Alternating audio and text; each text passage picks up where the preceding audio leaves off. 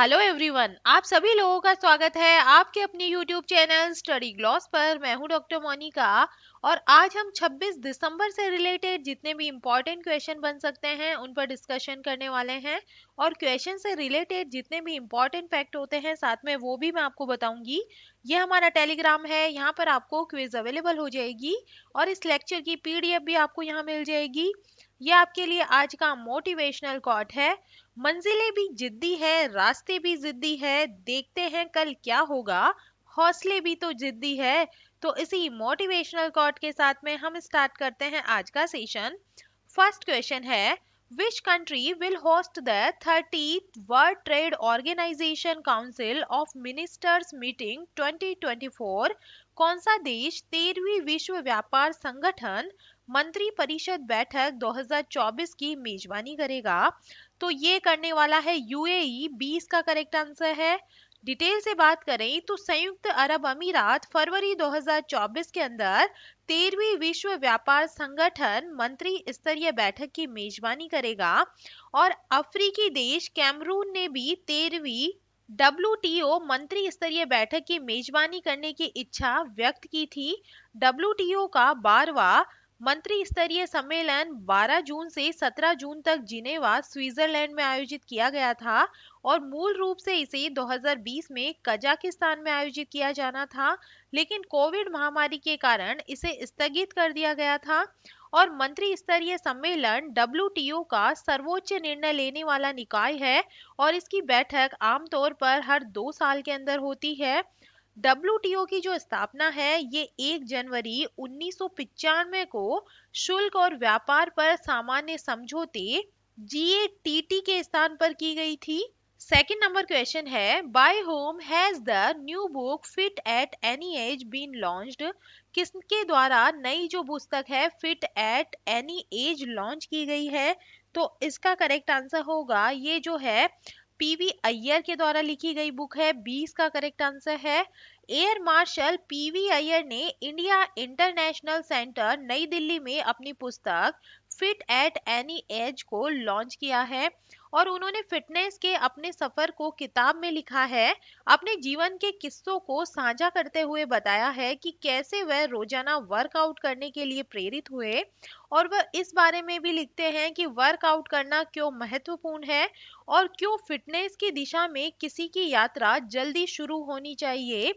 ब्लूम्सबर्ग India के द्वारा प्रकाशित पुस्तक है ये और ये एक प्रेरणादायक कहानी भी है जो आपको दिखाएगी कि आप कितने भी बड़े क्यों न हो कुछ भी हासिल किया जा सकता है। क्या आप अपने 90 के दशक में फिट होना चाहते हैं? ज्यादातर लोगों का कहना है कि फिट रहने के लिए घंटों जिम में वर्कआउट करना पड़ता है। थर्ड नंबर क्वेश्चन है, who has been appointed as the chairman of the atomic energy regulatory board? परमाणु ऊर्जा नियामक बोर्ड का अध्यक्ष किसे नियुक्त किया गया है? तो इसका करेक्ट आंसर होगा ये बने हैं दिनेश कुमार शुक्ला बने हैं। डी इसका करेक्ट आंसर है। वरिष्ठ परमाणु वैज्ञानिक दिनेश कुमार शुक्ला को 3 साल की अवधि के लिए परमाणु ऊर्जा नियामक बोर्ड का अध्यक्ष नियुक्त किया गया है और सरकारी आदेश के अनुसार एईआरबी के कार्यकारी निदेशक रहे शुक्ला शीर्ष पद पर जी नागेश्वर राव की जगह लेने वाले हैं।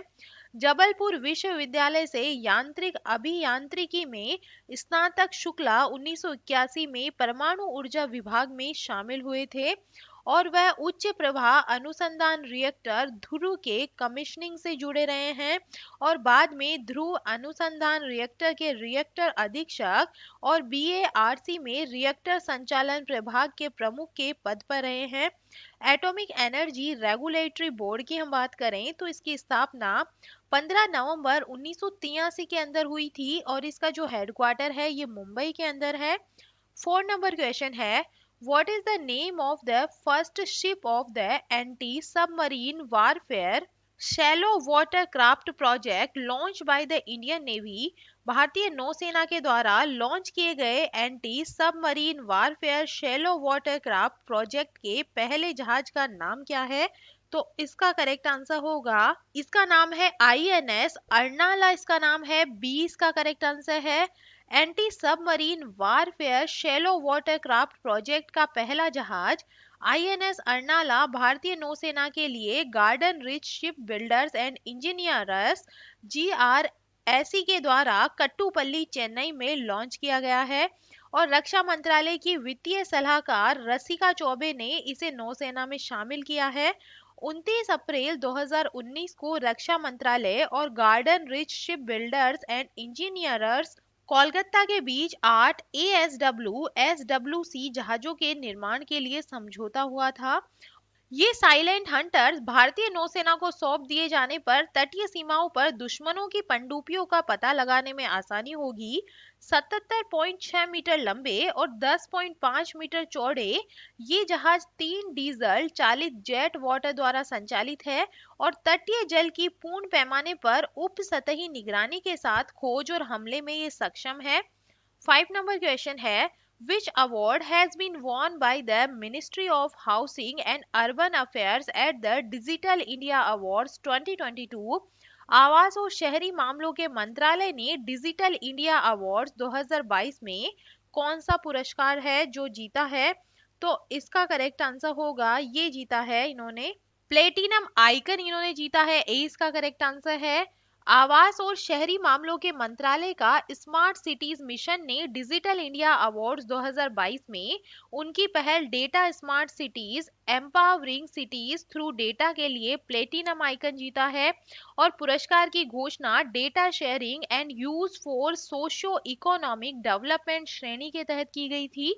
डेटा स्मार्ट सिटीज इनिशिएटिव एक मजबूत डेटा पारिस्थितिकी तंत्र बनाने में एक महत्वपूर्ण कदम है जो शहरों में साक्ष्य आधारित निर्णय लेने में सक्षम बनाता है। और ये एक प्रतिष्ठित राष्ट्रीय प्रतियोगिता है जो डिजिटल इंडिया विजन को साकार करने में सरकारी संस्थाओं के द्वारा अभिनव डिजिटल समाधानों को प्रोत्साहित करने और सम्मानित करने का प्रयास करती है। ये इलेक्ट्रॉनिक्स और सूचना प्रौद्योगिकी मंत्रालय के तहत राष्ट्रीय सूचना विज्ञान केंद्र के द्वारा संचालित किए जाते हैं। 6 नंबर क्वेश्चन है, which country has partnered with PTC India to supply electricity from the Indian power market? किस देश ने इंडियन पावर मार्केट से बिजली की आपूर्ति के लिए पीटीसी इंडिया के साथ साझेदारी की है? तो इसका करेक्ट आंसर होगा, ये भूटान के साथ में की गई है। डी इसका करेक्ट आंसर है। बिजली का कारोबार करने वाली कंपनी पीटीसी इंडिया ने भूटान की बिजली company truck green power corporation limited को सर्दियों के दौरान 600 मेगावाट बिजली की आपूर्ति के लिए एक समझौता किया है। भूटान ने अपनी जरूरतों को पूरा करने के लिए ट्रक ग्रीन पावर कॉरपोरेशन के जरिए भारतीय बिजली बाजार से बिजली खरीद का एक करार किया है। इस समझौते के तहत भूटान को 600 मेगावाट बिजली की आपूर्ति की जाएगी। पीटीसी इंडिया लिमिटेड के चेयरमैन एवं प्रबंध निदेशक राजीव के मिश्रा ने कहा है कि भूटान को ठंड के दौरान बढ़ी हुई बिजली जरूरतें पूरी करने के लिए ये बिजली खरीद समझौता करना पड़ा है। और ये समझौता दक्षिण एशिया में ऊर्जा सुरक्षा के लिए क्षेत्रीय बिजली बाजारों को सशक्त करने के पीटीसी के प्रयासों को आगे बढ़ाता है। 7 नंबर क्वेश्चन है, which organization released the report title called 2022 Analysis and Forecast till 2025? किस संस्था ने कोयला 2022 विश्लेषण और 2025 तक का पूर्वानुमान शीर्षक से रिपोर्ट जो है ये जारी की है? तो इसका करेक्ट आंसर होगा, ये जारी की गई है इंटरनेशनल एनर्जी एजेंसी के द्वारा। 20 का करेक्ट आंसर है। इंटरनेशनल एनर्जी एजेंसी ने कोयला 2022 विश्लेषण और 2025 का पूर्वानुमान शीर्षक से एक शोध प्रकाशित किया है। और इसमें कहा गया है कि वैश्विक कोयले की खपत 2022 में सर्वकालिक उच्च स्तर पर पहुंचने की उम्मीद है जो ज्यादातर भारत, यूरोपियन यूनियन और कुछ हद तक चीन में कोयला बिजली के विस्तार से प्रेरित है। चीन, भारत और दक्षिण पूर्व एशिया में कोयले के उपयोग में सबसे बड़ी वृद्धि देखने की उम्मीद है। और वर्ष 2022 में वैश्विक कोयले की खपत 1.2% बढ़ने की उम्मीद है जो एक साल में पहली बार 8 बिलियन टन से ऊपर है। 8 नंबर क्वेश्चन है, Which country has launched a group of friends to promote accountability for crimes against peacekeepers?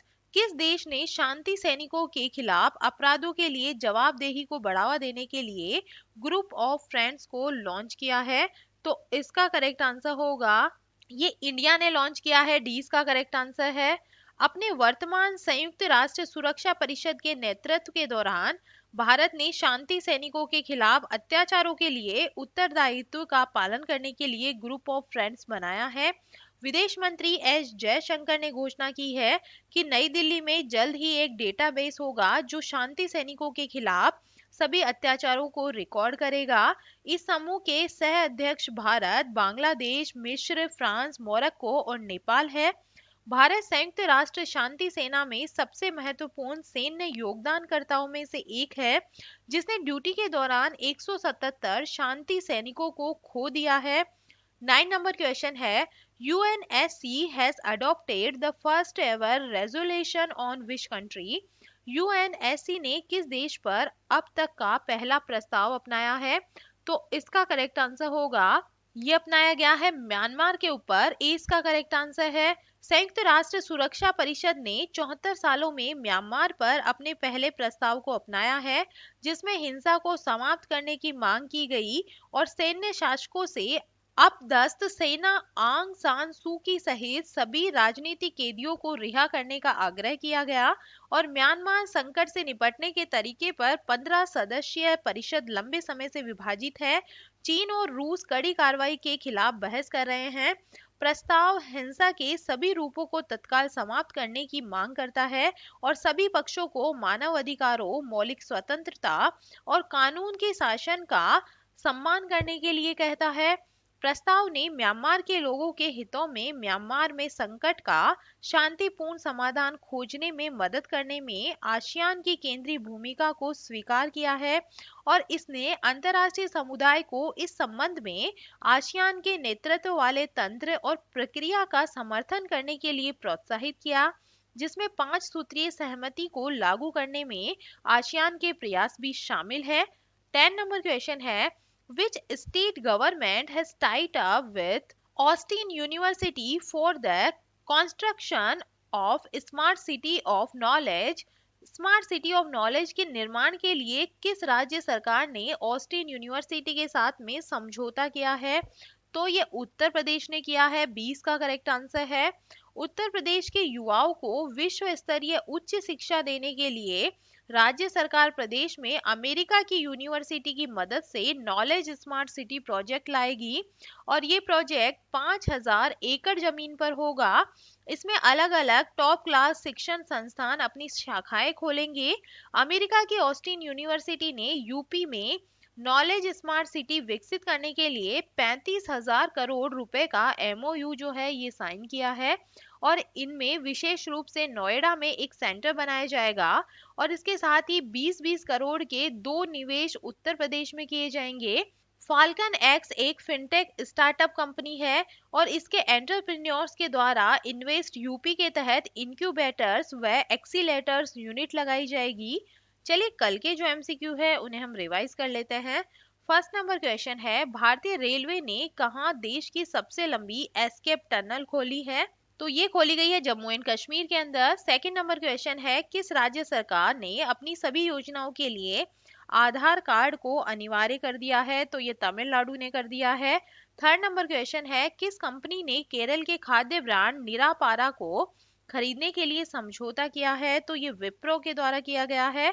Fourth number question है, हार्वर्ड यूनिवर्सिटी की पहली अश्वेत अध्यक्ष किसे नियुक्त किया गया है? तो ये बनी है क्लाउडाइन गे बनी है। डी इसका करेक्ट आंसर है।